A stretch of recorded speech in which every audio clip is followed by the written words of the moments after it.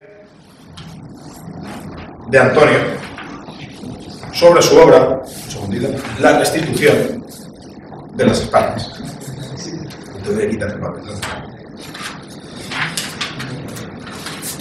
Un segundo y estoy ya con nosotros. Vamos. Se me han olvidado los papeles. Bien. Antonio Hernández Pérez. Antonio Hernández Pérez, yo lo conocí en el verano del 2004 en unas jornadas que hicimos en Lozoya y fui durante todo el fin de semana su chofer personal. Me tocó recorrerme la montaña y di vuelta varias veces para llevarlo. Y recuerdo además, claro, a mí me impactó mucho. Yo en aquella época tenía 19 años, iba a cumplir 20. Y me impactó mucho la conversación que tuvimos durante esas más de 2 horas, tanto de ida al sitio como de vuelta cuando lo dejé en su casa. Y fíjate que aún me acuerdo de una cosa muy curiosa. Cuando llegamos al camping donde íbamos a celebrar las jornadas, Antonio Hernández, íbamos secos de tanto hablar en el coche, hacía un calor abrasador. Y llegó Antonio y dijo: ponme una cerveza en una jarra bien fría. Y yo cogí y digo: Manuel, ¿quieres algo? Digo, yo quiero una caña. Tal, que nos sentamos allí y el hombre estaba, me acuerdo perfectamente, un poco así semi al sol, en una porchada que había, y estaba en la gloria. Y me hace una pregunta extremadamente filosófica que yo no sabía qué responder. Me dice: Manuel, ¿tú sabes cuál es la mejor cerveza? Y yo, claro, no tenía ni 20 años. Me quedé así, me puse a pensar en marcas de cerveza. Y le dice: la Mau. Dijo: no. Dice: la más fría, esta. Es esta que tengo aquí. La más fría, esta que tengo aquí. ¿Y el puro en la boca? Cierto, eso no fallaba. Eso no fallaba. ¿Quién es Antonio Hernández para mí? Antonio Hernández para mí es lo que se define, porque lo ha sido a mi temprana edad que empecé a contactar con él, como un maestro. La definición de magister, el que destaca sobre los demás, y por eso dirige. ¿Qué dirigía? Una forma de ética, una forma de estilo, un ejemplo en cuanto a formación, un legado. Era esa persona, para mí, y siempre lo ha sido, que estaba plantando ese árbol pequeño que antes comentábamos en la conferencia previa, para que el día de mañana los que viniesen después tuviesen manzanas para poder comer, igual que él comió cuando era pequeño. Ese es para mí Antonio Hernández. Antonio ha dedicado su vida a despertar mentes, a luchar con la pluma por la cultura y valores de la otra Europa. Aquella Europa de Leónidas, Octavio Augusto y Alejandro Magno. La Europa de Federico el Grande y Enrique I, Carlos V, Otón el Grande, Carlomagno y Pelayo. Esa Europa de Mozart, Wagner, Karl Orff y Strauss. La Europa de Platón, Aristóteles y Séneca. La Europa de Schopenhauer, Nietzsche, Dante, Ramón Llull. Esa querida Europa de Céline, Brasilash, Chamberlain, La Rochelle. Ese es para mí Antonio. Y con esta obra que ha escrito y que hoy tenemos aquí, él quería dejar, siempre me lo ha dicho, su legado. Es cierto que se ha eternizado. He recibido 20.000 WhatsApps, sobre todo de un presente que tengo aquí. ¿Cuándo vamos a publicar la obra de Antonio Hernández? Hemos querido hacer el mejor trabajo posible. Hemos estado 2 años trabajando en la edición de los mapas, en que todo quedase perfecto, y yo creo que hasta el momento ha quedado perfecto. Este libro se va a poder encontrar, como he dicho antes, en muchas librerías, pero se encontrará en un formato normal y corriente, como este. Estará a todo color, con las imágenes que tenga. El formato me refiero a este tamaño, pero en esta calidad. Solamente en Editorial EAS vamos a tener esta obra en máxima calidad, tal como está aquí, encosido y con papel cuché de 150 gramos, porque no puedo permitirme, no vamos a entrar con rodeo, sacar todo esto, esta calidad, con las librerías. Es imposible y encarecería mucho el valor de la del precio de venta del libro. Ha sido un honor haber podido trabajar en esta obra, en este libro. Y también hay que decir que, aunque esto va a ser el legado que Antonio nos va a dejar, aún ya se está trabajando en otro libro, que es una introducción sobre este mismo tema, pero europeo.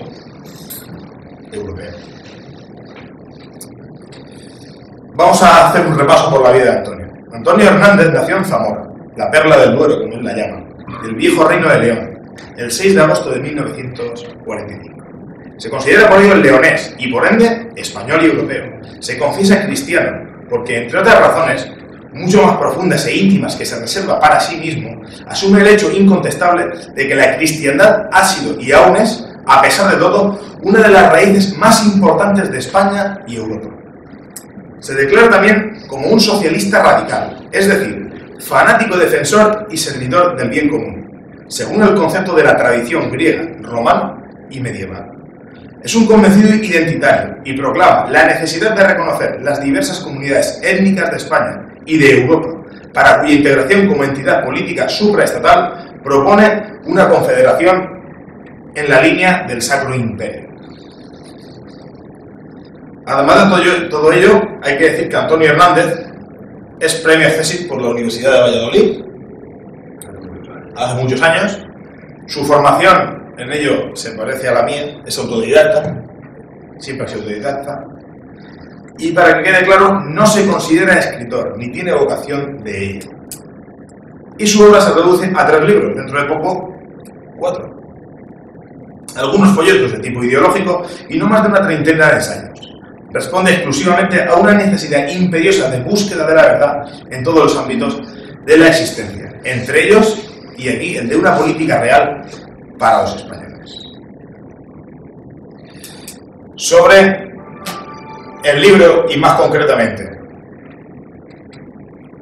la restitución de las Españas.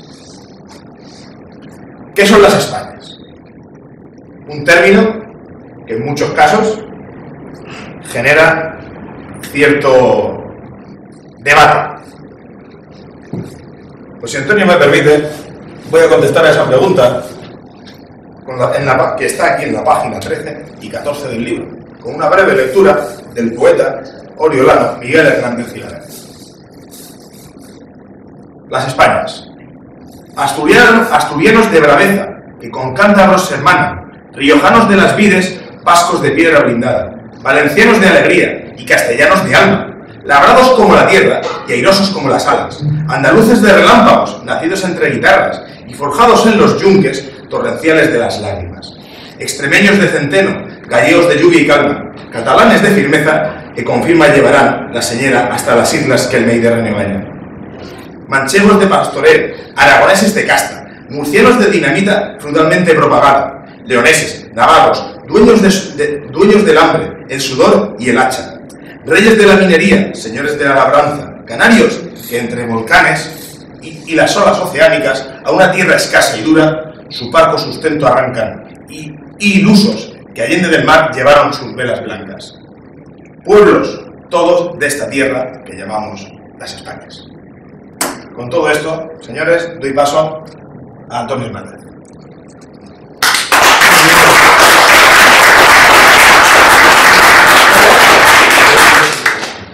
Pues muchas gracias a todos por vuestra presencia, no se puede decir menos. Y la cuestión será breve, dada la hora, y que me permitáis la descortesía de que yo me tengo que marchar a otra ciudad, a Guadalajara exactamente, por medios públicos, por el tren, entonces no alargar mucho el asunto, el tema. De lo que ha dicho mi amiga y el compañero, pues solo puedo decir que estoy de acuerdo con lo que ha dicho. Pues, aunque sea inmodesto decirlo, pero pues bueno, me he dedicado a eso. Y quería yo, en efecto, dejar un legado para las nuevas generaciones de lo poco, mucho, bien o mal que he ido aprendiendo. De manera que este libro, que está dedicado a España, a las Españas, se complementará después con otro que está dedicado en el mismo sentido a Europa y a lo que somos los europeos en general. Me he quedado con 2 frases de que es lo que me ha dirigido a mí durante toda mi vida y me sigue dirigiendo, que es cuestionárselo todo. No dar por hecho lo que te digan. Asimílalo y compruébalo. Y la revisión de la historia debe ser continua. Debe ser continua. Porque los historiadores, aquí lo digo en la obra, pues son, o podemos ser, ¿no?, esclavos de una serie de condicionamientos que mañana pueden haber cambiado con otra persona que les demuestra otra cosa. De manera que cuestionárselo todo y revisar la historia como una forma continua es el consejo que doy. Y que si alguien me pidiera que en 4 líneas resumiera el contenido e intención de esta obra, escogería esta frase del escritor Eugenio Gil, de su excelente libro Heidegger y la política, que aprovecho para recomendar.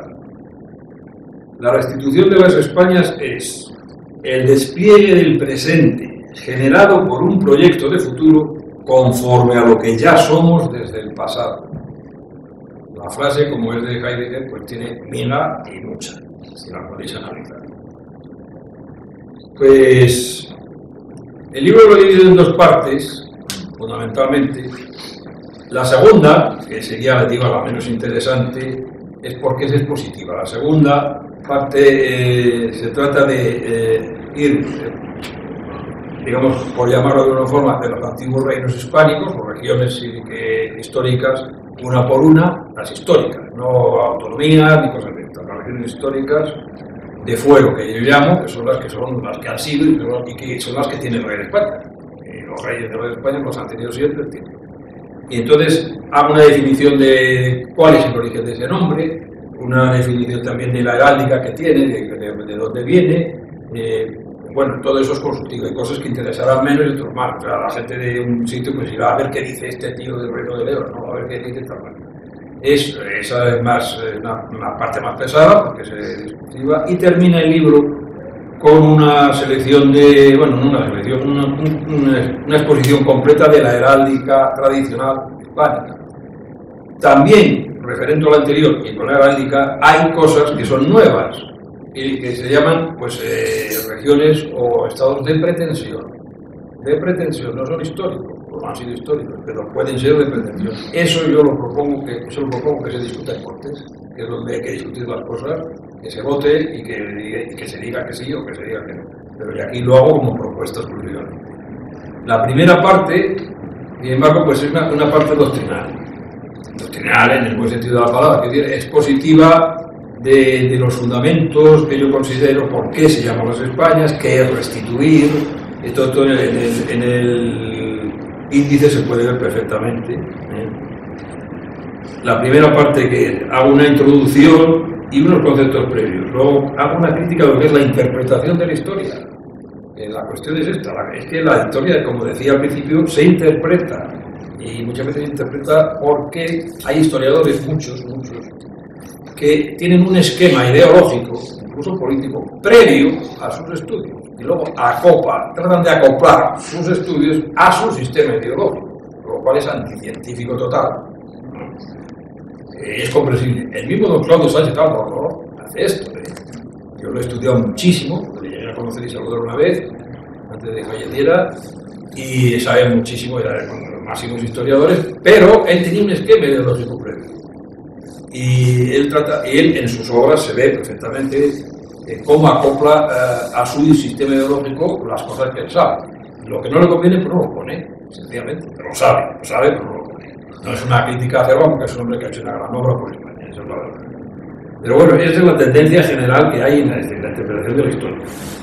Entonces, ¿yo cómo empiezo con esto? Empiezo a describir nuestra península tal como es. España es más que la península, pero empezamos por la península. Y sigo con unas claves fundamentales para entender las Españas. Es decir, tenemos que saber cómo somos y por qué somos así. Pues es que viene de muy antiguo. Esto no es de pronto han aparecido aquí unos personajes que pues, es muy antiguo. La población prerromana y la Iberia romana. La Hispania visigoda, que es importantísimo de saber y que hoy no sabe nadie. Nosotros estudiamos la lista de los reyes godos, por cierto, la gente de mi generación. Ahora nadie sabe ni siquiera que había reyes godos. Entonces, claro, este es el comienzo propiamente dicho del Estado, por llamarlo así. Si otros se llaman nación, bueno, eso ya aquí lo discuto en el libro, pero es el Estado. Toledo es la capital de España, de España. Lo que pasa es que estaba dirigida por una casta política, racial, que eran los visigodos, y como además tenían una religión diferenciada por la cuestión arriana, es decir, porque Cristo no era hijo de Dios, pero no era Dios, y los católicos decían que sí que era Dios, y que Dios era un trino. Bueno, ya ves tú, con qué cosas, pero bueno. Ellos, claro, pues les venía muy bien, nosotros tenemos nuestra propia misa, nuestra propia liturgia, separada de la liturgia hispánica hasta la época de los siglos con el siglo. Y además eran una casta dirigente, ellos eran los líderes políticos, es decir, los duques, estaba dividida en ducados en España, luego eran los condes, todos ellos tenían que ser de linaje godo, más o menos. Había una ley racial de prohibición de matrimonios mixtos, hasta la conversión del Caredo, y que bueno, luego seguimos. Y entonces fueron el origen de la nobleza posterior española, claro, de los hidalgos sobre todo y demás. Pero crearon España, crearon a España y crearon el Estado español. Y si no hubiera sido, porque yo lo hablé con uno de los presentes aquí a mí, si no hubiera sido por la irrupción musulmana, la historia de España hubiera sido muy distinta, porque era más unitaria, no se hubieran producido los fenómenos posteriores de divisiones de poderes, porque al romperse la capitalidad de Toledo, al romperse la estructura social visigótica, pues la gente que mandaba o pactaron con los musulmanes, cosa que hicieron muchos para seguir en paz y tranquilos, como Teodomiro en Murcia, por ejemplo, o se fueron al norte cada uno por su lado. Los estaban muy separados, pues en Galicia hubo otro grupo, con los suevos incluidos, en Cantabria, el norte, todo y en Pamplona y en las zonas del Pirineo igual. Entonces, cada uno de los monarcas o más o menos jefes tribales de origen germánico que se pusieron en el norte con acuerdo y bien recibidos por los nativos, pues se consideraba como legítimo heredero de Toledo. Y claro, eso crea pues, lo que fueron los reinos después, los reinos variados, que tenían una tendencia continua a ver si conseguían un monarca solo. Bueno, después, como he dicho, la islamización de España, que se produce precisamente por una guerra civil entre visigodos, que traen como mercenarios a bereberes del norte de África que estaban recién convertidos al Islam, por cierto. A bereberes, es decir, árabes en España, lo que dice árabes de Arabia Saudita no había nadie, eran árabes de Siria, de Damasco y de Bagdad, los dirigentes que vinieron por aquí y convirtieron a esto, estaban por allí. Y entonces algunos clanes de bereberes que eran antes príncipes cristianos, antes de esta conversión al Islam, que no todos, pues los trajeron aquí, los hijos de Vitiza, Rodrigo el último, el presunto rey que no era el último, como después.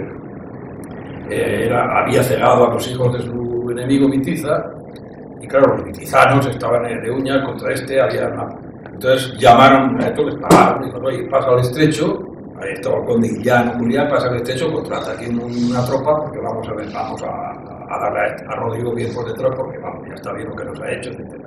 Y de esa guerra civil, ¿quién iba a pensar lo que iba a pasar después? Que los bereberes y musulmanes no se fueron, claro. Cobraron, pero no, bueno, cobramos, pero nosotros seguimos aquí. Y claro, de ahí empezó la pluralidad de origen de los reinos cristianos.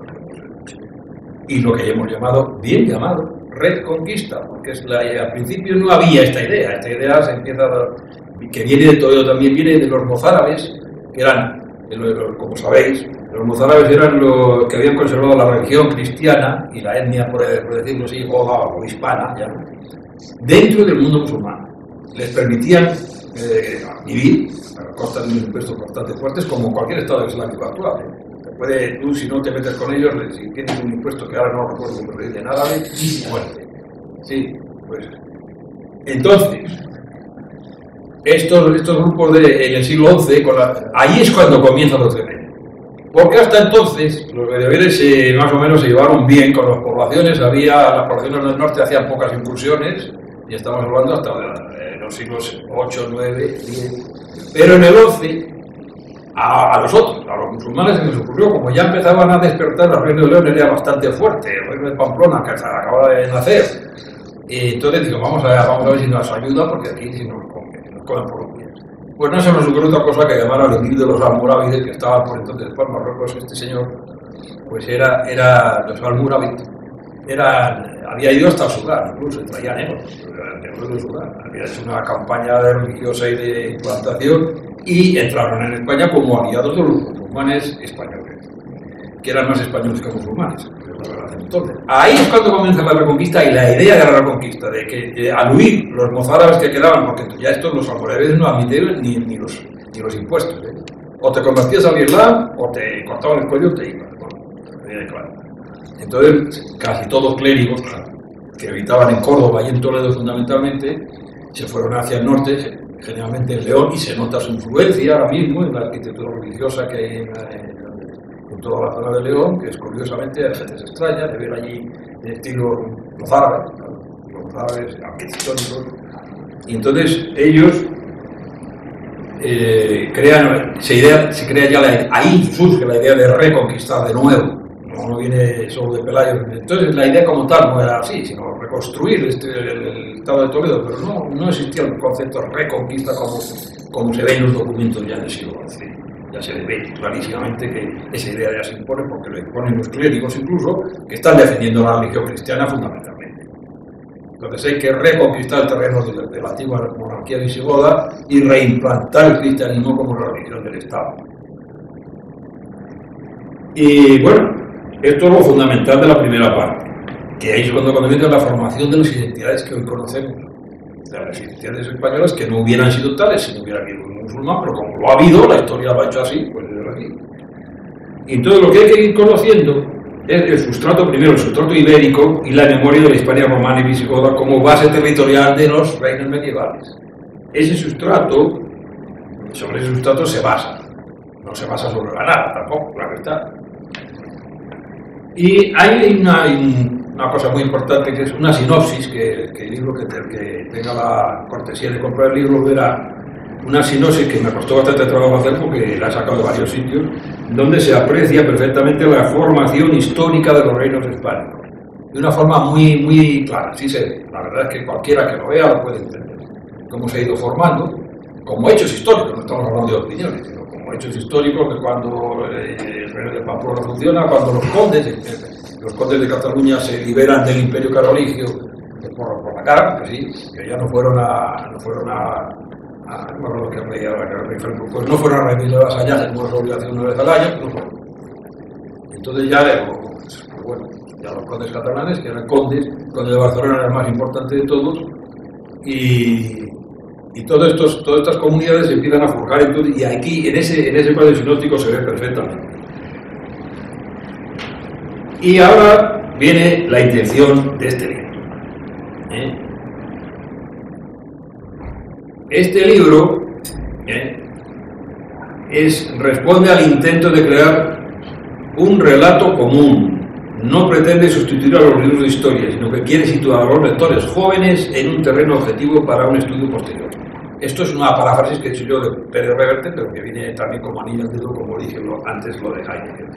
Viene perfecto. La intención, ¿cuál es la intención? La primera, este libro lo escribí para responderme a mí mismo. Para decir, ¿quién soy yo? ¿Qué soy? Socialmente, ¿no? Yo tengo otros escritos que no están publicados de tipo metafísico que me pregunto qué es el hombre, qué soy yo, por qué soy así o por qué somos así. Pero eso ahora no viene al caso. Y yo me pregunto cómo soy, el individuo de aquí, de esta comunidad, ¿qué es ser español? Me lo pregunto. Como me lo pregunto, pues intento responderlo. Y intenté responderlo, empecé a escribir, y al final, como comunicamos algo aquí, me mandé yo algunos textos, y me dije, esto es que hacemos libro, hombre, esto está muy bien, esto que... Digo, hay que meter caña aquí con el libro. Bueno, pues mira, yo el libro la verdad es que lo escribí para mí mismo. Eso es la verdad. Para encontrarme a mí mismo y darme respuestas de qué es ser español, qué soy yo, por qué soy así, por qué mi vecino es de otra manera, o similar, o de la... De manera que aquí comienza un desarrollo crítico, analítico, y espero que ameno, a pesar de todo, en la que digo la verdadera unidad entre las tierras y los hombres de España. Un capítulo largo, en la que digo cuál es la verdadera unidad, que remato, pues la verdadera unidad actual de los pueblos y de las tierras de España precisamente es la unidad en la variedad, que es la unidad de la naturaleza. Toda naturaleza, todo paisaje que forma una cosa única está compuesto de cosas diferentes. Árboles, arroyos, montañas al final, las nubes, y sin embargo forman una unidad en la que puede faltar algo, claro, cortas un árbol, pues, bueno.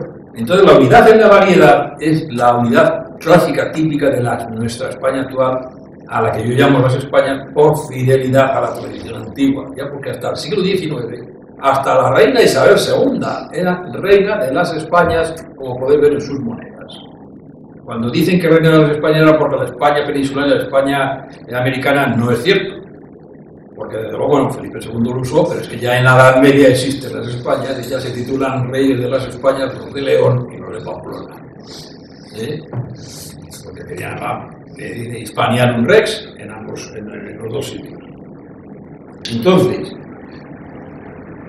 siguiendo con esta argumentación de que lo que yo pretendo en este libro es que nos conozcamos y que continuemos unidos y que busquemos los caminos para estar unidos, que somos hermanos, digo, las Españas, familia de naciones. En una familia los hermanos no son clones, son distintos, pero tienen padre y madre. Nosotros tenemos padre y madre, que son godos y hispanorromanos y los antiguos celtas e ibéricos. Pero nosotros luego somos hermanos. Pero claro, los hermanos unos miden más, otros miden menos y todos se parecen, pero no son iguales. ¿Pero qué hay que hacer? Pues quererse, creo yo. ¿Qué hay que ser? Quererse, tenerse afecto. Y si hay problemas, sentarse a solucionarlos hablando y no insultándose y tirándose pullas y todas estas cosas que están pasando ahora, desgraciadamente, como todos sabemos, por intereses crematísticos. Los pequeños grupos políticos lo que intentan es situarse con pequeños grupos parcelas de poder para obtener más dinero. Nada más. O sea, los catalanes que están armando todo esto, que son una pequeña minoría, es para forrarse ellos. Les importa, con perdón, un carajo, les importa Cataluña. Porque de hecho, como todos sabéis, pues votan, o sea, invitan y dan todo tipo de facilidades a gente que lo necesita, como si fueran marroquíes o no sé qué, se las dan para que sean los catalanes, lo cual quiere decir que Cataluña les importa un carajo, es evidente.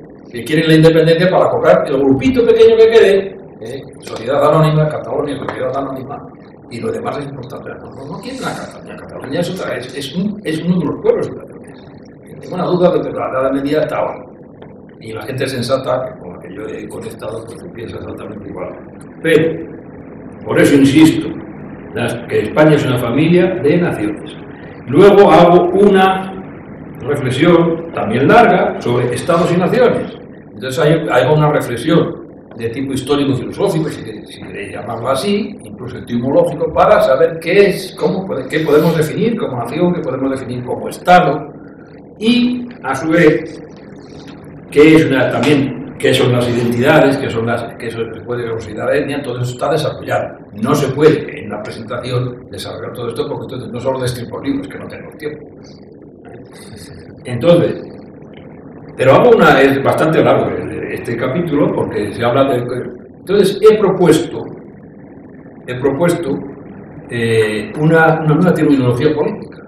Incluso procuro apartarme de usar el término nación, porque es una de las pocas cosas que dijo exactamente y verdaderamente el amigo Zapatero, el antiguo ex. Que claro, el concepto nación es un concepto antiguo, discutible y discutido. Eso es verdad. O sea, que lo diga, como digo yo, la verdad es la verdad, la diga Agamenón, no la diga su porquero.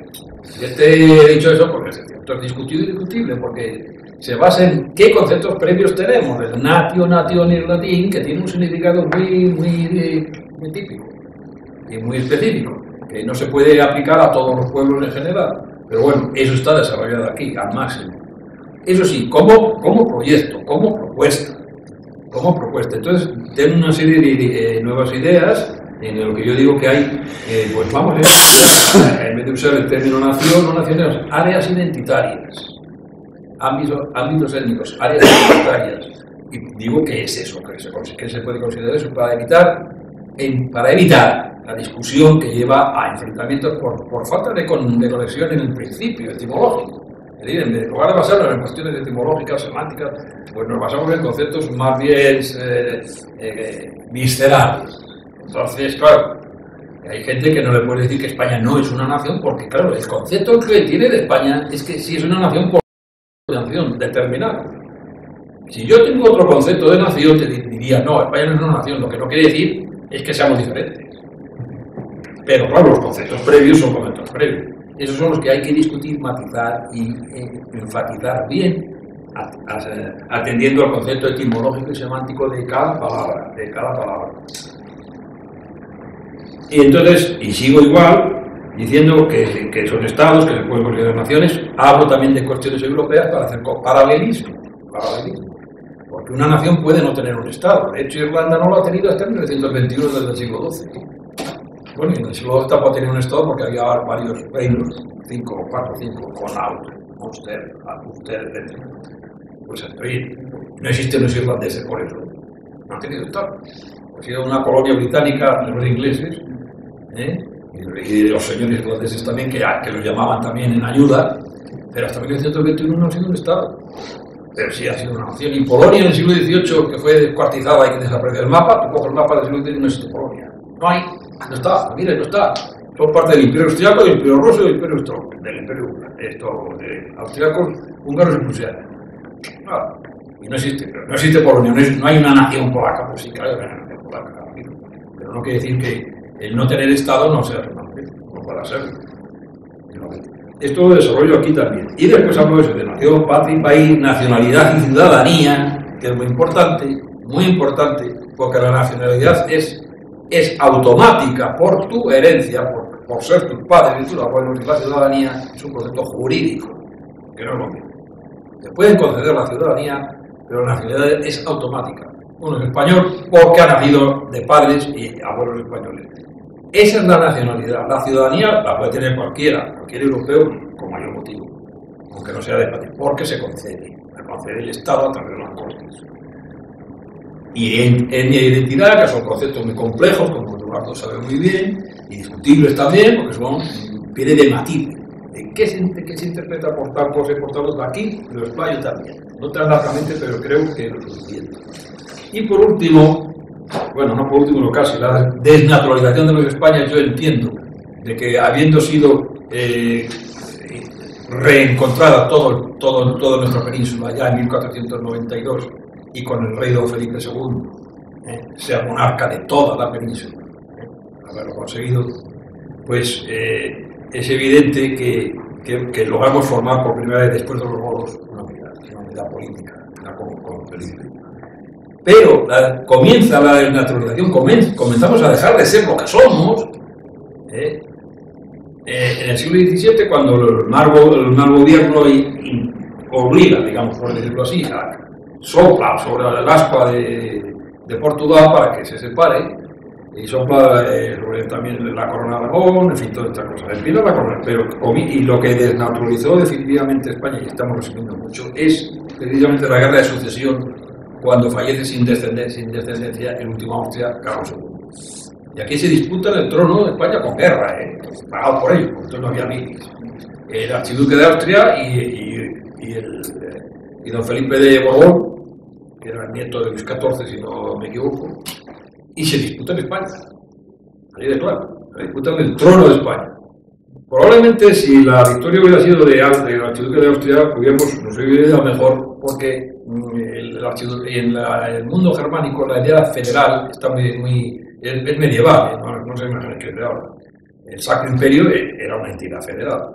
No en el concepto que nosotros tenemos ahora exactamente, pero era el feudus, el pacto, era una unidad de pacto de príncipes, que reconocían un solo emperador. Pues esto aquí sucede igual, que se desnaturaliza de esta forma. Entonces Felipe V, que vence, en unas circunstancias bélicas, digo que no son al caso, implanta una forma de Estado que no es la tradicional hispánica, no lo es. Hace desaparecer la corona de Aragón como entidad. La corona de Aragón está integrada a Cataluña, está integrada a la región de Valencia, está integrada al reino de Mallorca. Y Aragón, por supuesto. Desaparece. La hace desaparecer con su decreto de nueva planta, O sea, así por la vuelta. Sus cortes, su justicia de Aragón tan famoso,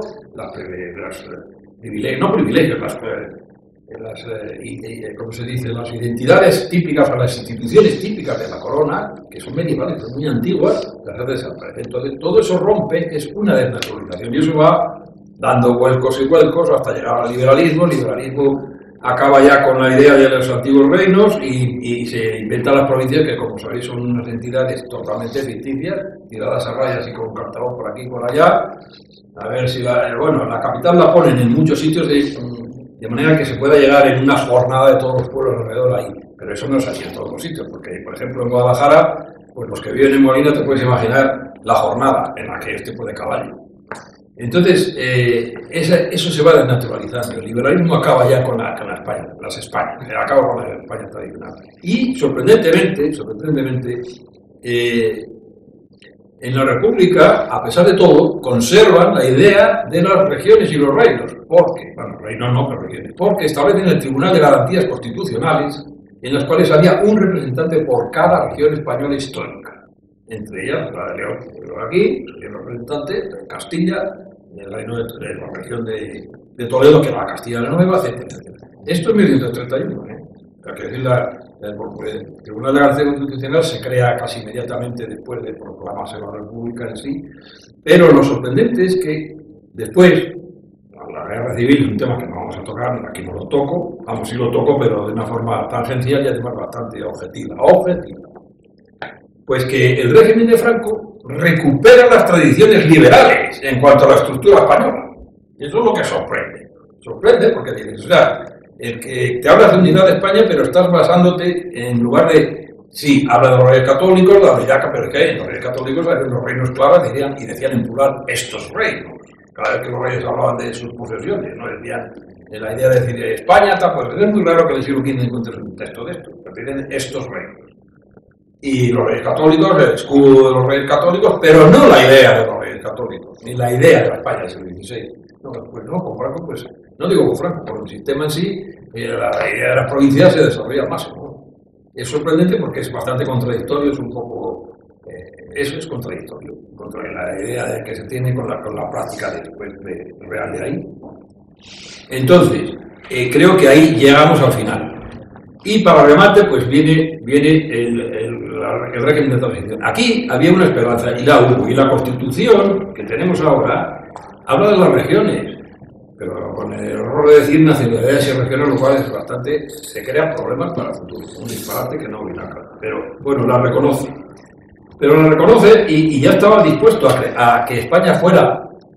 no hablamos que sean autónomos, sino que se reconozcan esas entidades, ya estaba preparado.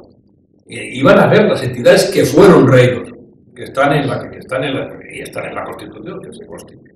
Pero claro, vienen las chapuzas de que unos quieren más, yo quiero tal, y vendrán con las autonomías, que fue el desastre. O sea, el desastre quiere decir el desastre de la desnaturalización final, enfrentándonos unos con otros, juntando unas regiones con otras, disolviendo una, metiendo otra por aquí, otra por allá, etc. Y además con muy malas intenciones, con corazón y buenas intenciones, bien base, pero allí no había más que cuestiones de interés económico y, como dije antes, de poner la manita. Y entonces yo para todo esto hablo hago un pequeño inciso sobre la cuestión religiosa, que es interesante, muy breve, pero para que entendamos que la cuestión religiosa tiene su importancia, que desde luego el Estado debe ser laico, y lo considero que no debe ser confesional, pero que hay unos valores religiosos que están incardinados en la sociedad española, no se puede negar, cuando ve la Semana Santa, por ejemplo, en toda España. Yo soy de Zamora y, claro, la Semana Santa de Zamora es que si quita la Semana Santa de Zamora, pues la mata, ¿no? No te digo económicamente, quiere decir que se siente, es una cosa que en Sevilla te digo, una mujer que es en toda España. Entonces hablo de la cuestión religiosa que hay que tenerlo en cuenta, simplemente eso. Y luego hablo de las instituciones tradicionales mantenidas por la monarquía hispánica, donde toda la tradición, hasta Felipe V, claro, que es un modelo a seguir para el nuevo Estado, que puede ser federal, puede ser, si la Corte lo determina, de las Españas. Y termino hablando del pacto de Estado de las Españas. En ello he puesto todo el cariño, porque hablo claramente de por qué, y doy las razones de por qué tenemos que estar unidos. Porque lo que nos une es mucho más de lo que nos separa, muchísimo más, incluso considerando las lenguas. Y hago un relato largo, numerado, primero por esto, segundo por esto, segundo por otro, etc. Y culmino diciendo también lo que dije al principio. Nuestra unidad, que defiendo absolutamente, porque yo soy español, me siento español y creo en España, que llamo a España por ser la forma tradicional. Entonces, como lo soy, lo siento y lo quiero, hago un pacto, propongo un pacto, que aquí está bien, ya muy desarrollado. Ese pacto para que nos mantengamos unidos, porque somos una familia y somos hermanos. Al final son nuestras conclusiones, hablo de las dificultades que se van a encontrar en el camino, del exceso del centralismo, o sea, del centralismo, sin tratar de faltar a nadie, el centralismo españolista, ¿no? Jacobino, a imitación contradictoria del Estado francés, encima eso. Porque, por ejemplo, los liberales, cuando se echan los ordenes de aquí, resulta que y en lugar de restituir una monarquía tradicional, van y me implantan las ideas que acaban de combatir, que son las ideas liberales que trama Napoleón, con sus cosas buenas, que también las tiene, pero bueno. Pero es una contradicción absurda. No viene a cuento cuando acaba la guerra, la llamada guerra de independencia, porque resulta que las instituciones políticas son las que acaban de combatir para echarlas. Pero como digo y sostengo, yo como cuando me siento español y soy español y quiero a España, porque yo amo a España sinceramente, y las Españas le pongo ese título solemne que tiene su justificación y aquí también la doy, hago ese pacto, llamo a ese pacto de hermandad, lo llamo, o sea, casi lo exijo y lo pido, y así termino con ello. Termino también con un conjunto, sobre todo en este caso para los jóvenes, un conjunto de mapas en el que se ve cómo, desde la época de los antes de Roma, cómo se va desarrollando para que les sea más fácil, sobre todo a la gente joven, que no les enseñan nada, porque yo he comentado por ahí, es que no tienen ni idea, pero ni idea absoluta. Entonces, claro, con los mapas se resuelven las cosas. Y son mapas históricos, que no están sacados de varios sitios, procuramos que costó mucho trabajo hacerlo, porque claro, tienen derechos de autor uno y hay que hacer un mapa nuevo. El Emirato de los Almorávides, etcétera, va viendo página por página y de cómo se va formando España, luego cómo se va naturalizando y después, pues una serie de propuestas. Hay muchas propuestas de cómo enfocar el futuro, pues yo las hago todas, porque son propuestas que todo el mundo tiene derecho a hacerlas. Las he tomado de varios amigos míos, otras son mías, otras son de otros, etc. Y el final es que hay una coda portuguesa invitando a que Portugal vuelva a ser. No es que sea España, es que siempre ha sido España porque está en España. Portugal puede que no sea España, pero está en España. Porque España es un concepto geográfico también, no lo olviden. Fundamentalmente fue un concepto geográfico. Y cito a Camões nada menos.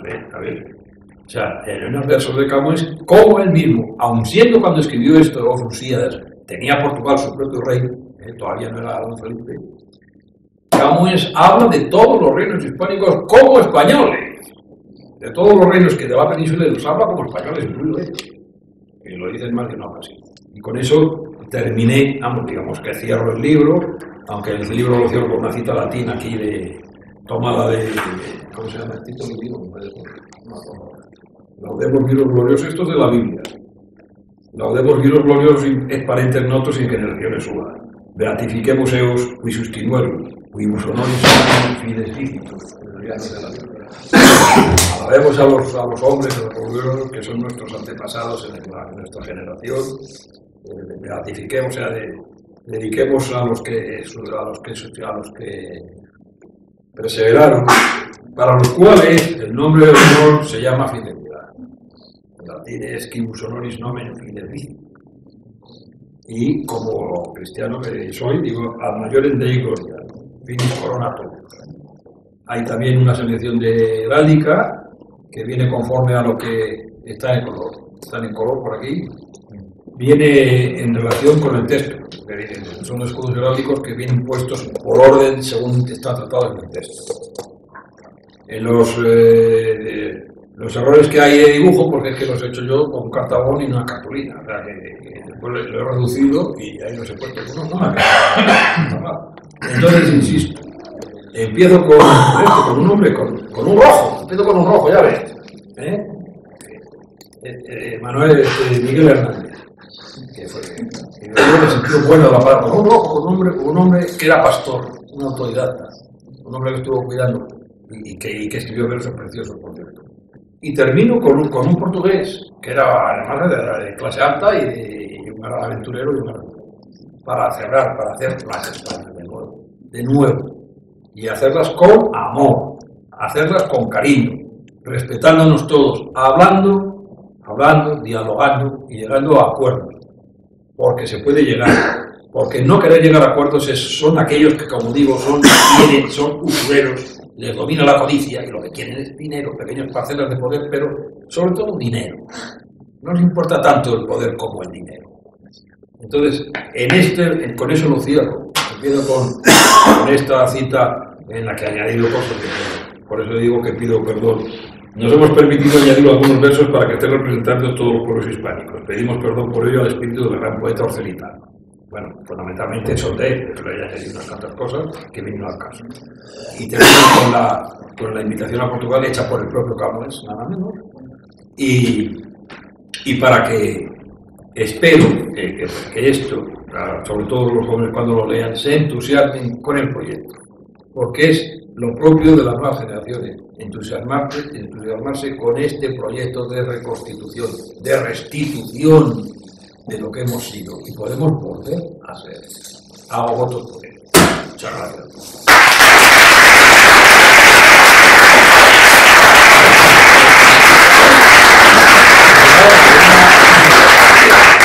Hay que permitir una descortesía, y es que no puedo estar mucho más tiempo porque tengo que regresar, como dije al principio, y bueno, quiero ir hasta Atocha para no coger un tren muy tarde.